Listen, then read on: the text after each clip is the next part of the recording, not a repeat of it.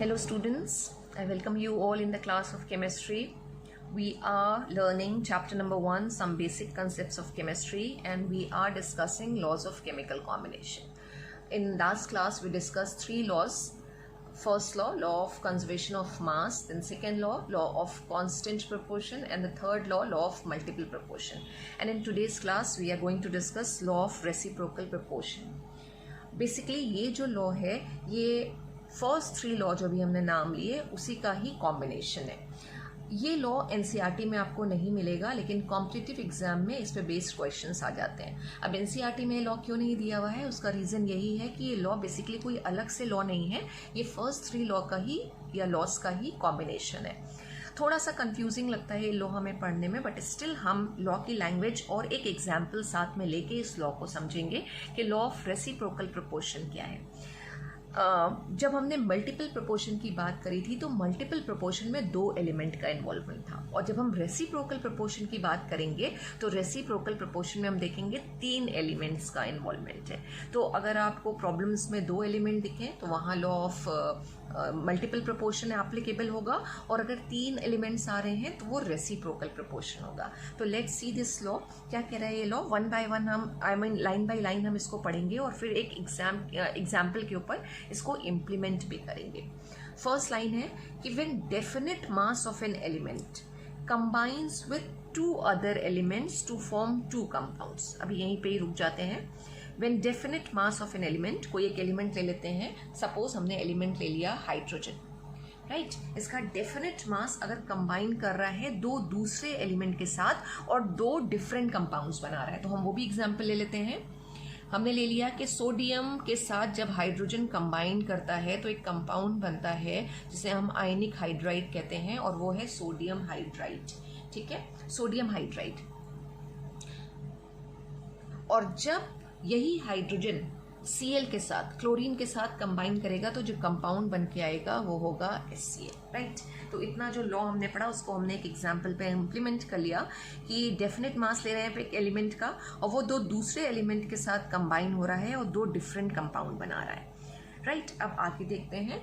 And if those elements combine together to form a compound, यानी ये जो तुमने 2 डिफरेंट एलिमेंट लिए थे Na और Cl अगर हमने लिए थे, और अगर हम इसमें Na और Cl की कॉम्बिनेशन की बात करें, ये दोनों आपस में कंबाइन करेंगे तो वी नो Na और Cl के कॉम्बिनेशन से हमारे पास क्या आता है, Na है और Cl है. ये दोनों आपस में कंबाइन कर गए और हमारे पास क्या कंपाउंड बन के आ रहा है, NaCl. ठीक है, तो 3 एलिमेंट का देखिए इन्वॉल्वमेंट हो गया यहाँ पे. सोडियम है, हाइड्रोजन है और Cl है हमारे पास. तो लैंग्वेज क्या थी कि if those elements combine together to form a compound. ये हमारे 2 ये वाले एलिमेंट आ गए और ये कंबाइन कर रहे हैं और एक कंपाउंड का फॉर्मेशन कर रहे हैं NaCl का. तो आगे क्या है कि their combining masses also bear a simple whole number ratio or will be in same proportion as with the definite mass of other element. यानी जिस रेशियो में ये हाइड्रोजन के साथ कंबाइन कर रहे थे, या तो उसी रेशियो में आपस में कंबाइन करेंगे, और या फिर रेशियो के बीच में या जो भी रेशियो है दोनों एलिमेंट का मासेस का, उनके बीच में हमें एक होल नंबर रेशियो देखने को मिलेगा. तो सोडियम हाइड्राइड का जब फॉर्मेशन हुआ, यानी NaH की जब हम बात करें तो इसमें हमारा सोडियम कितना है, 23 पार्ट्स सोडियम है, 23 पार्ट्स सोडियम, और हाइड्रोजन कितना है, 1 पार्ट हाइड्रोजन. ठीक है. और जब हम HCl की बात करेंगे, HCl में हमारे पास क्लोरीन कितना है, क्लोरीन का मास कितना होता है, 35.5. तो 35.5 पार्ट्स हमारे पास क्या है, Cl, और इसमें हाइड्रोजन कितना है, 1 पार्ट हाइड्रोजन. तो ये डेफिनेट मास हो गया हाइड्रोजन का जो कंबाइन कर रहा है 23 पार्ट सोडियम के साथ और 35.5 Cl के साथ, और 2 कंपाउंड्स बना रहा है सोडियम हाइड्राइड और HCl. ठीक है. अब जब ये सोडियम और क्लोरीन आपस में कंबाइन करेंगे तो इनके बीच में वही रेशियो आएगा जो उस डेफिनेट मास वाले एलिमेंट के साथ था, और या फिर कैसा रेशियो होगा, एक होल नंबर रेशियो देखने को मिलेगा. तो जब हम NaCl में बात करेंगे, इन NaCl सोडियम कितना है, 23 पार्ट्स है, 23 पार्ट्स बिल्कुल उतना ही है जितना सोडियम हाइड्राइड में था, और Cl कितना है, 35.5 पार्ट. तो जिस रेशियो में ये सोडियम और क्लोरीन हाइड्रोजन के साथ कंबाइन कर रहे थे उसी रेशियो में ही ये आपस में कंबाइन करेंगे, 1:1 का रेशियो आ रहा है, और एक दूसरा कंपाउंड बनाएंगे NaCl। ये हो गया एक एग्जाम्पल जिसमें क्या आ रहा है, सेम प्रोपोर्शन आ रहा है, ठीक है। दूसरा हम ले लेते हैं जिसमें हमें एक होल नंबर रेशियो देखने को मिलेगा। एक और एग्जांपल ले लेते हैं। अगेन इसमें हम हाइड्रोजन ले रहे हैं और हम कह रहे हैं हाइड्रोजन जब सल्फर के साथ कंबाइन हो रहा है तो जो कंपाउंड बना रहा है वो है H2S, हाइड्रोजन सल्फाइड बन रहा है। और यही हाइड्रोजन जब ऑक्सीजन के साथ कंबाइन होता है तो हमारे पास जो कंपाउंड बन के आता है वो होता है H2O। अब सल्फर और ऑक्सीजन को हम आपस में अगर कंबाइन करा दें तो हमारे पास कंपाउंड कौन सा बन के आएगा, SO2। तो सबसे पहली चीज़, कितने एलिमेंट का इन्वॉल्वमेंट दिख रहा है हमें यहाँ पे, 3। हाइड्रोजन है, सल्फर है और ऑक्सीजन है। तो इस तरह की प्रॉब्लम्स हो जहाँ पे 3 एलिमेंट आपको दिखें तो वो रेसिप्रोकल प्रोपोर्शन का ही होगा। दो ये अलग बात है कि आपसे 11th में नहीं पूछे जाएंगे इस पे बेस्ड क्वेश्चन। उसका रीज़न यही है कि NCERT में नहीं दिया हुआ है, लेकिन डिफरेंट कॉम्पिटिटिव एग्जाम्स में हो सकते हैं।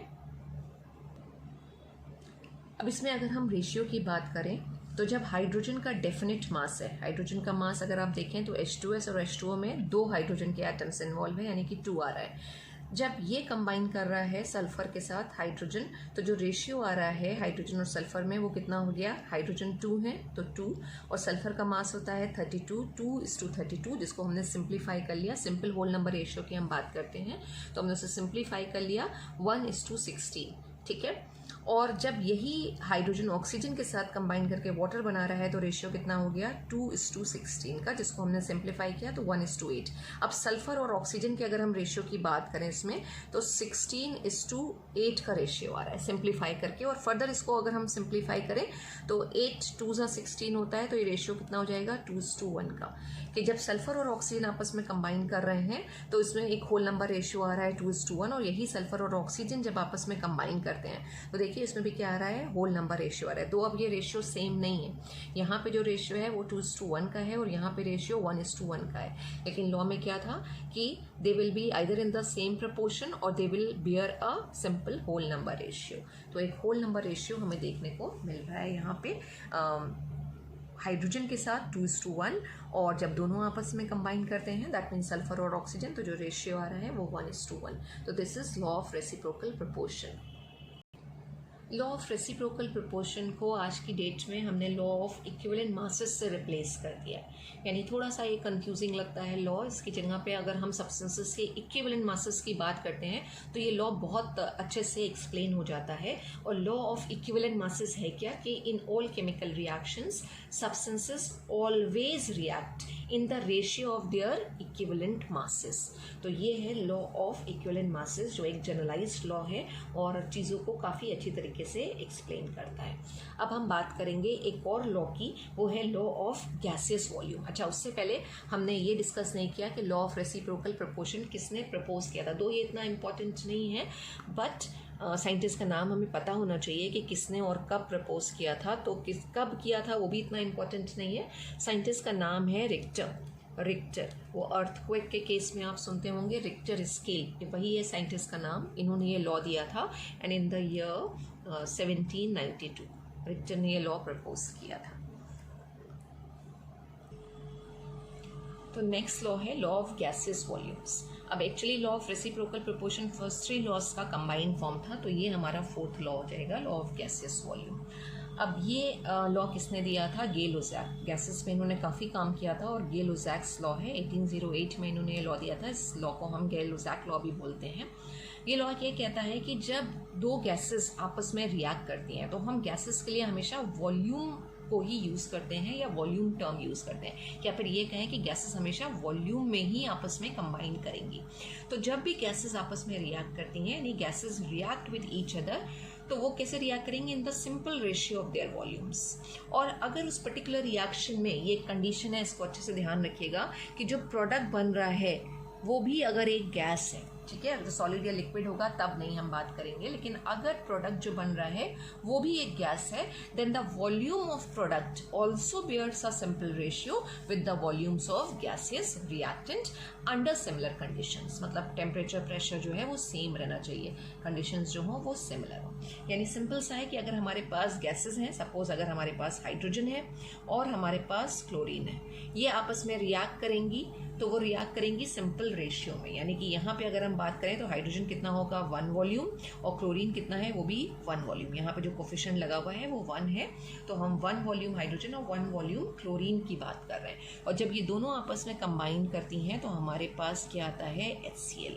अब यहाँ पे HCl भी गैस है, Cl2 भी गैस है और हाइड्रोजन भी गैस है, यानी रिएक्टेंट भी गैसेस हैं और जो प्रोडक्ट बन के आ रहा है वो भी गैसेस है। तो क्या होगा, वॉल्यूम ऑफ प्रोडक्ट क्या करेगा, also bears a simple ratio with the volumes of gaseous reactant. और यहाँ पे HCl कितना आ रहा है 2 वॉल्यूम, यानी जो रेशियो आ गया वो कितना आ गया 1:1:2 का। यानी 1:1 की रेशियो में अगर हम हाइड्रोजन और क्लोरीन लेंगे तो हमें 2 वॉल्यूम HCl मिलेगा। इसको हम ऐसे भी समझ सकते हैं कि अगर हमारे पास 1 मोल हाइड्रोजन है और 1 मोल अगर हमने क्लोरीन ली है तो हमारे पास HCl कितना आना चाहिए 2 मोल्स आना चाहिए, क्योंकि 2 वॉल्यूम मिल रहा है हमको।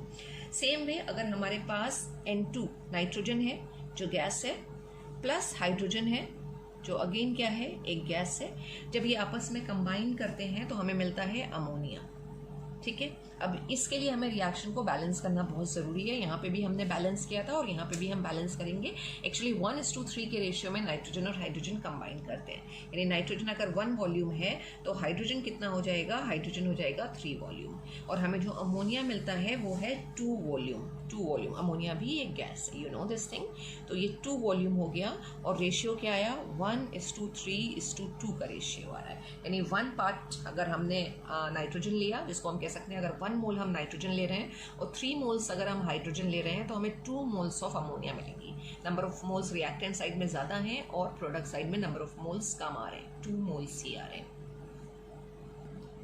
यानी अगर हमने यहाँ पे 1 लीटर नाइट्रोजन लिया है तो हाइड्रोजन हमें कितना चाहिए 3 लीटर्स और अमोनिया कितना मिलेगा हमें यहाँ पे 2 लीटर्स मिलेगा। यहाँ पे अगर हाइड्रोजन हमने 1 लीटर लिया था या 1 ml लिया था तो क्लोरीन कितना लेंगे हम 1 लीटर है यहाँ पे, और HCl हमें कितना मिलेगा 2 लीटर्स, या जो भी हम वॉल्यूम के लिए यूनिट ले रहे हैं ml में या लीटर में उतना ही यहाँ पर आ जाएगा। अब इसके लिए हम एक छोटी सी प्रॉब्लम देख लेते हैं। प्रॉब्लम है how much volume of oxygen will be required for complete combustion of 40 ml of acetylene and how much volume of CO2 is formed. बहुत सिंपल सा प्रॉब्लम है। सबसे पहला स्टेप क्या होगा, इस तरह की प्रॉब्लम को सॉल्व करने के लिए आपको केमिकल रिएक्शन लिखनी पड़ेगी। रिएक्टेंट हमारे पास क्या है एसिटिलीन, एसिटिलीन का फॉर्मूला क्या है C2H2। यू नो इतना आपने ऑर्गेनिक केमिस्ट्री में पढ़ा है। ये बेसिकली एक एल्काइन है एसिटिलीन और इसका IUPAC नेम है इथाइन, 2 कार्बन है। तो C2H2 कंबशन की रिएक्शन करा रहे हैं, कंबशन ऑक्सीजन के साथ होता है। एसिटिलीन एक गैस है, ये ध्यान रखिएगा, और ऑक्सीजन भी क्या है एक गैस है।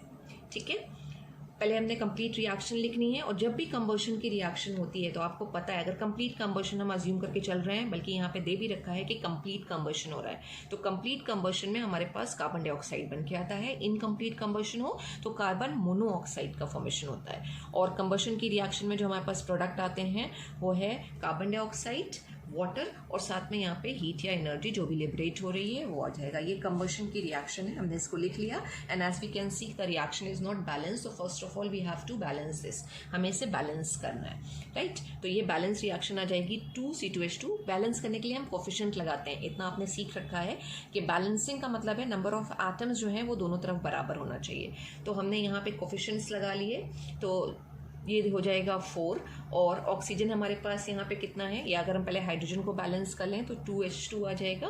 अब टोटल हमारे पास हाइड्रोजन कितने हैं 8 और 2 10, तो यहाँ पे हम कर लें 5 और 2। अब ये रिएक्शन हमारी बैलेंस हो गई और इस रिएक्शन की हेल्प से हम देख सकते हैं कि अगर 2 वॉल्यूम हमारे पास एसिटिलीन हो तो हमें ऑक्सीजन कितना चाहिए है कंप्लीट कंबशन के लिए 5 वॉल्यूम चाहिए, यानी उसका 2.5 टाइम्स ज़्यादा चाहिए। As you can see 2 volume ये है तो 2.5 टाइम्स ज़्यादा ऑक्सीजन हमारे पास आ रहा है, और कार्बन डाइऑक्साइड कितना बनेगा, 4 वॉल्यूम बनेगा।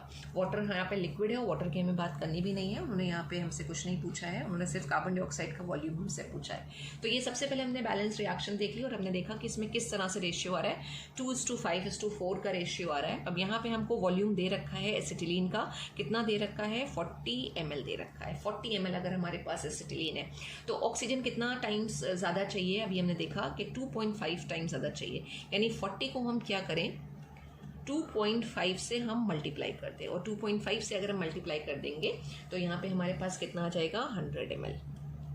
डबल हुआ तो 80 और उसके बाद 20, 100 ml आ गया हमारे पास। और हमें यहाँ पे कितना कार्बन डाइऑक्साइड मिल रहा है, 4 वॉल्यूम मिल रहा है। तो ऑक्सीजन तो आ गया हमारे पास, उन्होंने पूछा था how much volume of oxygen will be required for complete combustion, तो 100 ml of oxygen is required. और साथ ही है how much volume of CO2 is forms, CO2 कितना बनेगा। अब CO2 एक्चुअली अगर हम देखें कि अगर पूरा कंप्लीट हमारे पास होता तो 4 वॉल्यूम CO2 बन रहा है, यानी 2 वॉल्यूम अगर हम एसिटिलीन लें तो उसका डबल हमें कार्बन डाइऑक्साइड मिल रहा है, 4 वॉल्यूम मिल रहा है। और एसिटिलीन हमने यहाँ पे लिया कितना है, एसिटिलीन हमने लिया है, आप किसी के भी रेफरेंस से निकाल सकते हो, लेकिन यहाँ पे एसिटिलीन के साथ कार्बन डाइऑक्साइड को रिलेट करना हमारे लिए ज़्यादा आसान है, क्योंकि ये 2 और 4 एक सिंपल रेशियो आ जाएगा कि जितना एसिटिलीन हम यहाँ पे ले रहे हैं उसका डबल यहाँ पे कार्बन डाइऑक्साइड आ रहा है। 2 वॉल्यूम लिया तो 4 वॉल्यूम हमारे पास यहाँ पे आ रहा है, तो इसका मतलब अगर हम 40 वॉल्यूम एसिटिलीन लेंगे या 40 ml एसिटिलीन लेंगे तो उसका डबल कितना हो गया, 80 ml। तो 80 ml हमें कार्बन डाइऑक्साइड मिलेगी इस रिएक्शन में, और रिएक्शन कंप्लीट कराने के लिए हमें कितने ml ऑक्सीजन चाहिए, 100 ml ऑक्सीजन चाहिए। तो बहुत सिंपल सा है, जो आप लॉ ऑफ गैसेस वॉल्यूम के बेसिस पे इस तरह के न्यूमेरिकल्स को सॉल्व कर सकते हैं। अब सपोज अगर यहाँ पे ऑक्सीजन भी आपको दिया होता है ना, तो सपोज अगर 80 ml दिया है या 60 ml दे रखा है ऑक्सीजन, तो यहाँ से एक और हमारा नया कंसेप्ट आता है लिमिटिंग रिएजेंट का। लिमिटिंग रिएजेंट का कंसेप्ट भी हम आगे जाके पढ़ेंगे कि अगर 40 ml एसिटिलीन का कंबशन कराना है हमें कंप्लीट कंबशन, तो हमें 100 ml चाहिए, लेकिन अगर 100 ml ऑक्सीजन नहीं है, बैलेंस केमिकल इक्वेशन के अकॉर्डिंग हमें 100 ml चाहिए होगा इतने ml एसिटिलीन के लिए। और अगर 100 ml एसिटिलीन नहीं है तो फिर 100 ml अगर ऑक्सीजन नहीं है तो फिर एसिटिलीन क्या होगा, रिएक्शन में हमारे पास बच जाएगा, और ऑक्सीजन जो है हमारा लिमिटिंग रिएजेंट हो जाएगा, क्योंकि ऑक्सीजन पूरा कंज्यूम हो जाएगा रिएक्शन में, और रिएक्शन फिर फर्दर प्रोसीड नहीं कर पाएगी। तो इसी तरह के हम बाद में आगे भी प्रॉब्लम्स देखेंगे लिमिटिंग रिएजेंट की, जहां पे पूछा जाएगा हमसे कि रिएक्शन में लिमिटिंग रिएजेंट क्या है। लिमिटिंग रिएजेंट वो सब्सटेंसेस होते हैं जो रिएक्शन में पूरी तरह से कंज्यूम हो जाए और उसके बाद रिएक्शन हमारी स्टॉप हो जाए, फर्दर प्रोडक्ट्स नहीं बनेंगे। तो this is about law of gases volume. अब लास्ट जो लॉ है वो है हमारा एवोगैड्रो हाइपोथेसिस। एवोगैड्रो हाइपोथेसिस बताने की जरूरत नहीं है, किसने प्रपोज किया होगा, you know the name of the scientist is Avogadro. उन्होंने ये हाइपोथेसिस या इस लॉ को प्रपोज किया था, और उन्होंने ये कहा कि अगर कंडीशन सेम रखी जाएं, और कंडीशंस कौन सी होती हैं किसी भी रिएक्शन में, टेम्परेचर, प्रेशर और बाकी सारी कंडीशंस रहती हैं।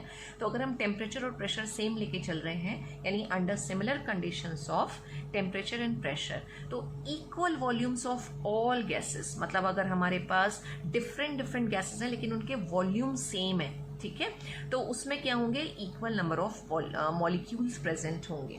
यानी अगर हम फिर से इसी रिएक्शन को लिखें, हाइड्रोजन और Cl2 के बीच की रिएक्शन या क्लोरीन के बीच की रिएक्शन, तो ये 1 वॉल्यूम है, ये भी 1 वॉल्यूम है, तो इक्वल वॉल्यूम्स आ रहे हैं, और ये कितना वॉल्यूम है, 2 वॉल्यूम्स।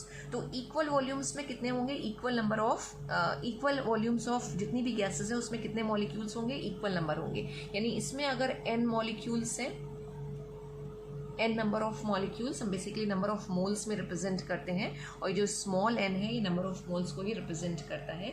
तो इसमें अगर n मॉलिक्यूल्स हैं तो 1 वॉल्यूम जो क्लोरीन हम ले रहे हैं इसमें भी कितने मॉलिक्यूल्स होंगे, n नंबर ही मॉलिक्यूल्स होंगे। लेकिन HCl में कितने मॉलिक्यूल्स आ जाएंगे, 2n मॉलिक्यूल्स हो जाएंगे, 2n मॉलिक्यूल्स, क्योंकि वॉल्यूम कितना है अब डबल हो गया है, तो 2n मॉलिक्यूल्स आ रहे हैं, राइट। यानी कि अगर हम बात करें हमारे पास एक यहाँ पे मॉलिक्यूल हाइड्रोजन का है, एक मॉलिक्यूल, तो क्लोरीन का कितना मॉलिक्यूल होगा, एक मॉलिक्यूल होगा, और यहाँ पे हमें HCl कितने मिलेंगे, 2 मॉलिक्यूल्स मिलकर आएंगे। तो दिस इज एवोगैड्रो हाइपोथेसिस, जो कई जगह पे हमें हेल्प करती है कई सारी चीज़ों को समझने में, या हम ये कहें एप्लीकेशन पार्ट अगर एवोगैड्रोस हाइपोथेसिस का हम डिस्कस करें तो एवोगैड्रो हाइपोथेसिस बहुत अच्छे से एटॉमिसिटी को एक्सप्लेन करती है। एटॉमिसिटी क्या होती है कि किसी भी मॉलिक्यूल के अंदर कितने नंबर ऑफ एटम्स प्रेजेंट हैं। एवोगैड्रो हाइपोथेसिस इस चीज़ को बहुत अच्छे से एक्सप्लेन करती है। इसी तरह से वेपर डेंसिटी और मॉलिक्यूलर मास में जो रिलेशनशिप निकाली गई है वो एवोगैड्रो हाइपोथेसिस से ही निकाली गई है। तो ये एप्लीकेशन पार्ट में हमने फॉर्मूला लिख लिया है कि एवोगैड्रो हाइपोथेसिस से ही हमें ये फॉर्मूला मिला है जो रिलेट करता है vapour density of a gas with molecular mass. Formula क्या है? Vapour density is equal to molecular mass divided by 2, या जिसको हम बोल सकते हैं molecular mass is equal to 2 into vapour density. Basically ये जो 2 यहाँ पर है ये मॉलिक्यूलर मास ऑफ हाइड्रोजन है, उसको लेके ही ये पूरा फॉर्मूला ड्राइव हुआ है। हम डेरिवेशन में नहीं जा रहे हैं, you just remember the formula, this is very important. आगे आपको कई जगह पे न्यूमेरिकल सॉल्व करने में हेल्प करेगा।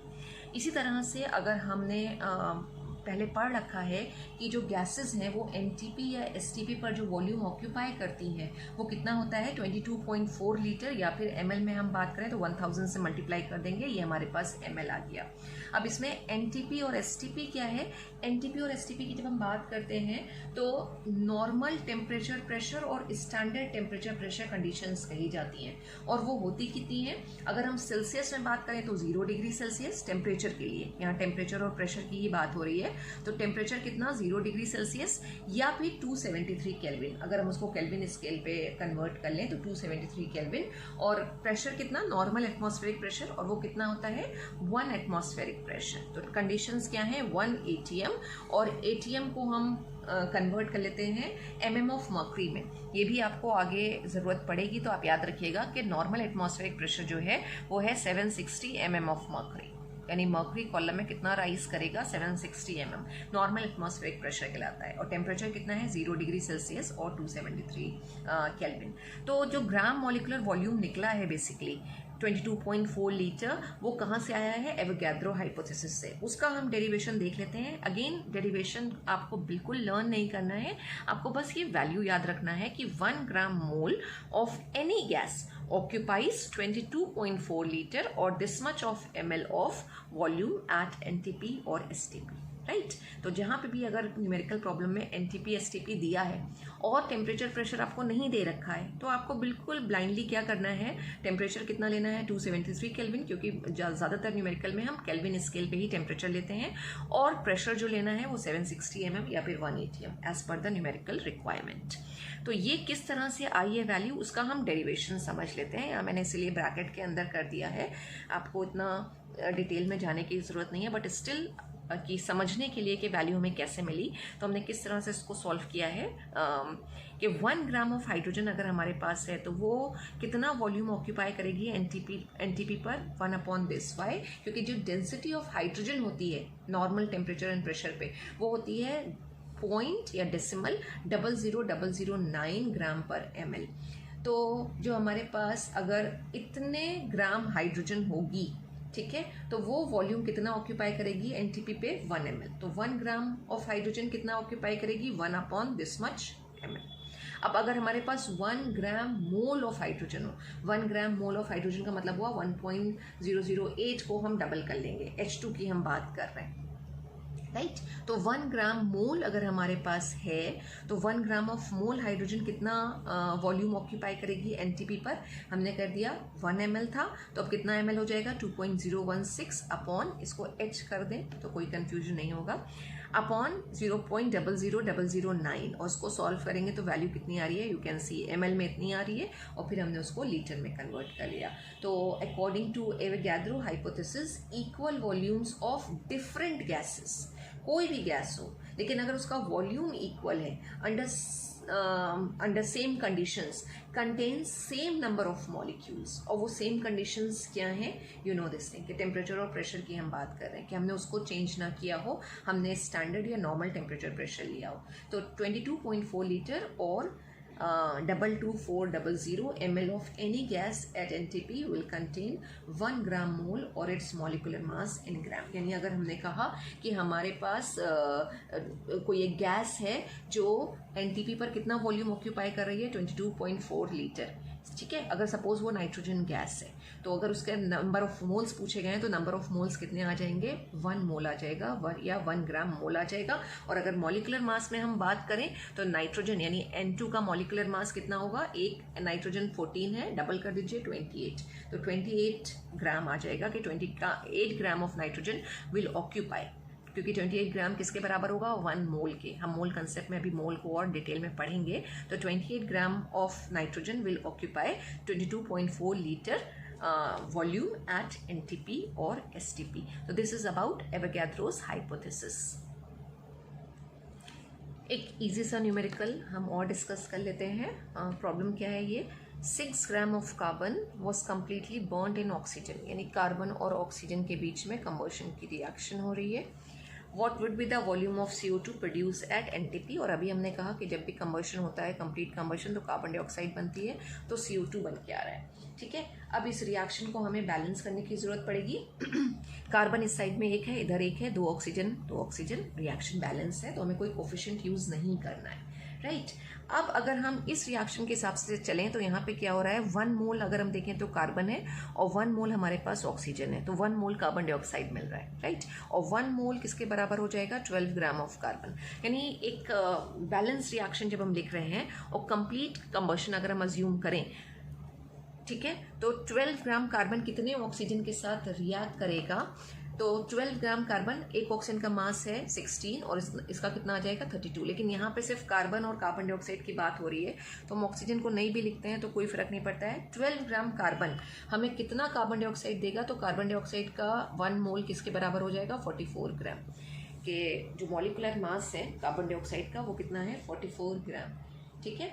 और यहाँ पे हमें ग्राम में नहीं डिस्कस करना है क्योंकि इन्होंने वॉल्यूम ऑफ CO2 पूछा है, तो हम इसको क्या बोलेंगे, और NTP और STP पे पूछा है तो हम इसको करते हैं इस तरह से कि 12 ग्राम अगर हमारे पास कार्बन है, 1 मोल ऑफ अगर हमारे पास कार्बन है, तो वो कितना वॉल्यूम उसका होगा, 22.4 लीटर, क्योंकि NTP और STP पर बात हुई है, ठीक है।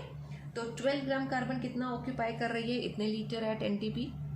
लेकिन अगर हमारे पास सिर्फ 6 ग्राम कार्बन हो तो कितना ऑक्यूपाई करेगी, इसका हाफ करेगी, ठीक है। तो इसका हाफ कितना हो जाएगा, 22.4 divided by 2 is equal to 11.2 litre at NTP। आ गया हमारा आंसर कि 6 gram of carbon completely burn हुई है ऑक्सीजन के साथ। What would be the volume of CO2 produce at NTP। तो अगर हमारे पास 12 ग्राम कार्बन होता तो हमारा जो कार्बन डाइऑक्साइड है वो 22.4 लीटर ऑक्यूपाई करती है NTP पर, लेकिन हमारे पास हाफ है इसका, 6 ग्राम है, तो जो वॉल्यूम ऑक्यूपाई करेगी वो भी कितना हो जाएगा, हाफ हो जाएगा, 11.2 litre at NTP। So this is about Avogadro's hypothesis, and the laws of chemical combinations are over, and in further classes we will discuss mole concept. Thank you so much, students.